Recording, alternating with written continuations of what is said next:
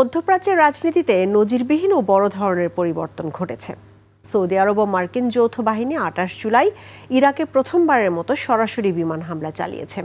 বিগত ৫ মাস ধরে আঞ্চলিক যুদ্ধ এড়িয়ে চলা সৌদি আরব এখন একাধিক যুদ্ধে জড়িয়ে পড়েছে। সৌদি আরবে ইরানের ড্রোন হামলার জবাবে এটি পাল্টা হামলা বলেও জানিয়েছে রিয়াদ। বিস্তারিত তাফসির ফিজার রিপোর্টে। Lily whipped shea mystic glowing body wash, secret to ultimate glow. ৫ মাস ধরে মধ্যপ্রাচ্যে চলা আঞ্চলিক যুদ্ধকে এড়িয়ে চলা প্রাণপণ চেষ্টা ছিল সৌদি আরবের। তবে গত মঙ্গলবার প্রথমবারের মতো ইরাকে সরাসরি হামলা চালায় দেশটি, যা সৌদি আরব ও মার্কিন যৌথ বাহিনীর অভিযান। এদিকে ইয়েমেনের হুতি বিদ্রোহী ও সৌদি আরবের মধ্যে দীর্ঘ সংঘাত তীব্র অবস্থায় রয়েছে।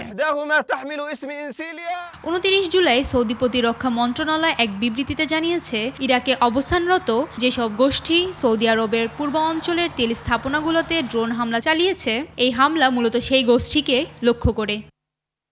অন্যদিকে যুক্তরাষ্ট্রের সেন্ট্রাল কমান্ড সেনকম জানিয়েছে ৭২ ঘন্টায় ৩০টির বেশি ড্রোন হামলা চালানো হয়েছে। ইরানের ইসলামী রেভলিউশনারি গার্ড কোর IRGC এর নির্দেশনায় যুক্তরাষ্ট্রের সেনা এবং সৌদি আরবের জ্বালানি অবকাঠামোগুলোকে লক্ষ্য করে এসব হামলা চালানো হয় বলে দাবি করে।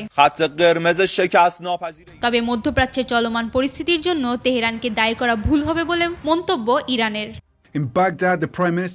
ইরাকের পপুলার মোবিলাইজেশন ফোর্সেস জানিয়েছে, যৌথ বিমান হামলায় তাদের বেশ কিছু অবকাঠামো ক্ষতিগ্রস্ত হয়েছে এবং হতাহতের ঘটনা ঘটেছে।